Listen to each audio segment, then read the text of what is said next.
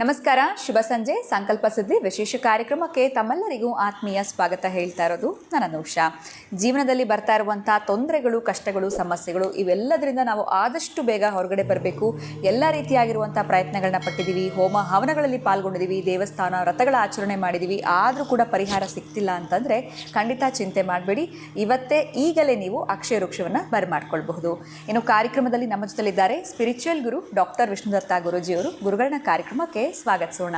ನಮಸ್ತೆ ಗುರುಗಳೇ, ಕಾರ್ಯಕ್ರಮಕ್ಕೆ ಆತ್ಮೀಯ ಸ್ವಾಗತ. ಒಳ್ಳೆದಾಗ್ಲಿಮ್ಮ.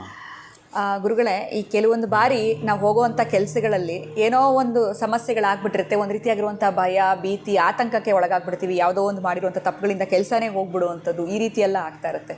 ಸೊ ಇವತ್ತು ನೀವು ತಿಳಿಸ್ಕೊಡುವಂಥ ಒಂದು ತಂತ್ರದಿಂದ ಕೆಲಸಕ್ಕೆ ಹೋದರೆ ಸಾಫ್ಟಾಗಿ ಕೆಲಸ ಆಗಬೇಕು. ಸೊ ನನ್ನ ಕೆಲಸ ನಾನು ಉಳಿಸ್ಕೊಳ್ಬೇಕು, ಯಾವುದೇ ರೀತಿಯವ್ರು ನನ್ನ ಕೆಲಸನ ತೆಗಿಬಾರ್ದು, ಭಯ ಇಲ್ಲದೆ, ಟೆನ್ಷನ್ ಇಲ್ಲದೆ ಆ ಕೆಲಸವನ್ನು ಮಾಡಿಬಿಟ್ಟು ಬರಬೇಕು.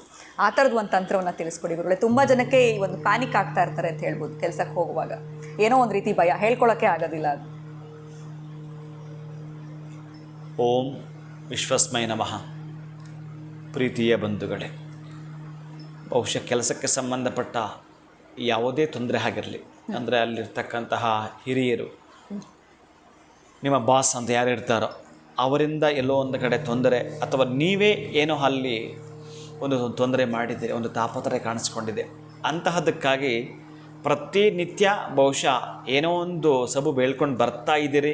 ಆದರೂ ಕೂಡ ಯಾವತ್ತೋ ಒಂದಿನ ನನಗೆ ಈ ತಪ್ಪು ಮಾಡಿದ್ದಕ್ಕಾಗಿ ಬಹುಶಃ ಈ ಶಿಕ್ಷೆ ಆಗಬಹುದೇನೋ ಅಂತ ನಿಮಗೇನಾದರೂ ಮನಸ್ಸಲ್ಲಿ ಕಾಡುತ್ತಿದ್ದರೆ, ಭಯ ಆಗ್ತಿದ್ದರೆ, ಭೀತಿಗೆ ಒಳಗಾಗ್ತಿದ್ದರೆ, ಖಿನ್ನತೆಗೆ ಒಳಗಾಗ್ತಿದ್ದರೆ, ಎಲ್ಲೋ ಒಂದು ಕಡೆ ಎಂತ ಮಾಡೋದು, ಇಷ್ಟರೊಳಗೆ ನಾನು ಏನಾದರೂ ಮಾಡಬೇಕು, ನನಗೆ ಯಾರೋ ಸಹಾಯ ಮಾಡಿಬಿಟ್ರೆ ತುಂಬ ಚೆನ್ನಾಗಿರುತ್ತೆ, ಈ ಥರದ ಮನಸ್ಸಲ್ಲಿ ಏನಾದರೂ ಅಂದುಕೊಂಡು ಬಹುಶಃ ಗೊತ್ತಿಲ್ಲ ಒಂದೊಂದು ಬಾರಿ ಆ ಒಂದು ಬಿಸ್ನೆಸ್ ಸಂಬಂಧಪಟ್ಟ ಹಣವನ್ನೇ ನೀವು ಉಪಯೋಗ ಮಾಡ್ಕೊಂಡಿರ್ಬೋದು, ಅದು ಇನ್ನೇನೋ ನಿಮ್ಮಿಂದ ಅಲ್ಲಿ ತಪ್ಪು ನಡೆದಿರಬಹುದು. ಆ ಕೆಲಸ ಮಾಡ್ತಕ್ಕಂತಹ ಉದ್ಯೋಗದ ಜಾಗದಲ್ಲಿ ನಿಮಗೆ ತೊಂದರೆ ಬರಬಾರದು ಅನ್ನೋದಾದರೆ ತಂತ್ರ ಎಂತ ಇಲ್ಲ, ಒಂದು ಮಂತ್ರ ಅದ್ಭುತವಾಗಿರ್ತಕ್ಕಂತಹದ್ದು. ನೀವು ಒಂದು ಚಿಟಿಕೆಯಷ್ಟು ಇನ್ನೇನು ಒಳಗಡೆ ಎಂಟ್ರಿ ಆಗ್ತೀರಿ, ಆವಾಗ ಒಂದು ಚಿಟಿಕೆಯಷ್ಟು ಪಚ್ಚಕರ್ಪೂರ ಬಾಯಿಗೆ ಹಾಕ್ಕೊಳ್ತಕ್ಕಂತಹದ್ದು. ಓಂ ಜೀವ ಚೈತನ್ಯವೇ ವಷಟ್ಕಾರಾಯ ನಮಃ.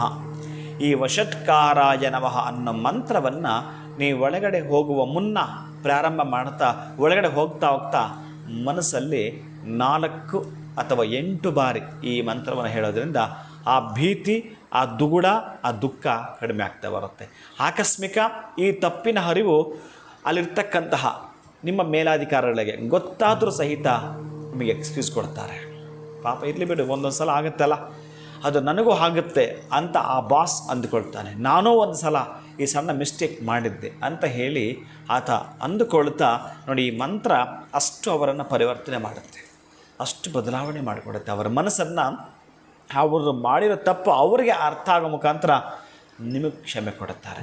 ಬಹುಶಃ ನಾವೇನಾದರೂ ಇದನ್ನು ಹೇಳದೆ ಹೋದಾಗ ಅವ್ರಿಗೆ ಅದನ್ನು ಮರೆತು ಬಿಟ್ಟು ದರ್ಪವನ್ನು ತೋರಿಸ್ತಾರೆ. ಬಹುಶಃ ನಿಮ್ಮನ್ನು ಕೆಲಸದಿಂದ ತೆಗೆಯಲೂಬಹುದು, ಹಾಗೆಲ್ಲ ಕೂಡ ನಡೆದು ಬಿಡುತ್ತೆ.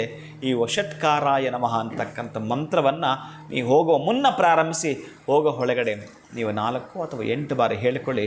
ನಿಮಗೆ ಅದರ ಒಂದು ಪರಿಧಿಯ, ಅದರ ಒಂದು ಚಮತ್ಕಾರ, ಅದರ ಒಂದು ಶಕ್ತಿ ಹೋಗ್ತಾ ಹೋಗ್ತಾ ಗೊತ್ತಾಗುತ್ತೆ. ಪ್ರತಿನಿತ್ಯ ನೀವು ಆಫೀಸ್ ಒಳಗಡೆ ಹೋಗ್ತಿದ್ದಂಗೆ ಈ ಮಂತ್ರ ಪ್ರಾರಂಭಿಸಿ, ಆಗ್ತಕ್ಕಂತಹದ್ದು ಇನ್ನೂ ಕೂಡ ಪದವಿ ಕೂಡ ಅಲಂಕರಿಸ್ತೀರಿ.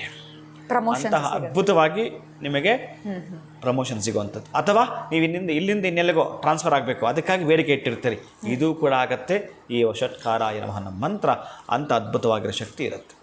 ಖಂಡಿತ ಗುರುಗಳೇ. ಸೊ ಈ ಒಂದು ಮಂತ್ರ ಎಲ್ಲ ರೀತಿ ಕೂಡ ವರ್ಕ್ ಆಗುತ್ತೆ. ಕೆಲಸದಲ್ಲಿ ಯಾರ್ಯಾರಿಗೆ ತೊಂದರೆ ಆಗ್ತಾ ಇರುತ್ತೆ, ಅಥವಾ ಭಯ ಭೀತಿಗೊಳಗಾಗಿರ್ತಾರೆ, ಪ್ರಮೋಷನ್ಸ್ ಬೇಕು, ಟ್ರಾನ್ಸ್ಫರ್ ಬೇಕು, ಅಥವಾ ಅವ್ರಿಗೆ ಒಂದು ಉನ್ನತ ಸ್ಥಾನಕ್ಕೆ ಹೋಗಬೇಕು ಅಂತಂದರೆ ಸಹಾಯ ಆಗುತ್ತೆ ಅಂತ ತಿಳಿಸ್ಕೊಟ್ಟಿದ್ದೀರಾ. ಧನ್ಯವಾದಗಳು ತಮಗೆ. ನಮಸ್ಕಾರ. ಹರೇ ಶ್ರೀನಿವಾಸ. ಸೊ ನೀವು ಮಾಡ್ತಾ ಇರುವಂಥ ಜಾಬಲ್ಲಿ ಸಮಸ್ಯೆಗಳಾಗ್ತಾ ಇದೆ, ಇದೇ ರೀತಿ ನಿಮಗೂ ಭಯ ಭೀತಿಗೊಳಗಾಗಿದೆ, ಯಾವಾಗ ಕೆಲಸ ತೆಗೆದುಬಿಡ್ತಾರೋ ಗೊತ್ತಿಲ್ಲ ಅನ್ನೋ ಸಮಸ್ಯೆಗಳೆಲ್ಲ ಆಗ್ತಿದೆ ಅಂತಂದರೆ ಗುರುಗಳು ತಿಳಿಸಿರುವಂಥ ಈ ಮಂತ್ರದ ಪಠನೆಯನ್ನು ಮಾಡಿ ಅಂತ ಹೇಳ್ತಾ ವಿಡಿಯೋನ ಮುಗಿಸುವಂತಹ ಸಮಯ ಆಗಿದೆ. ನಮಸ್ಕಾರ.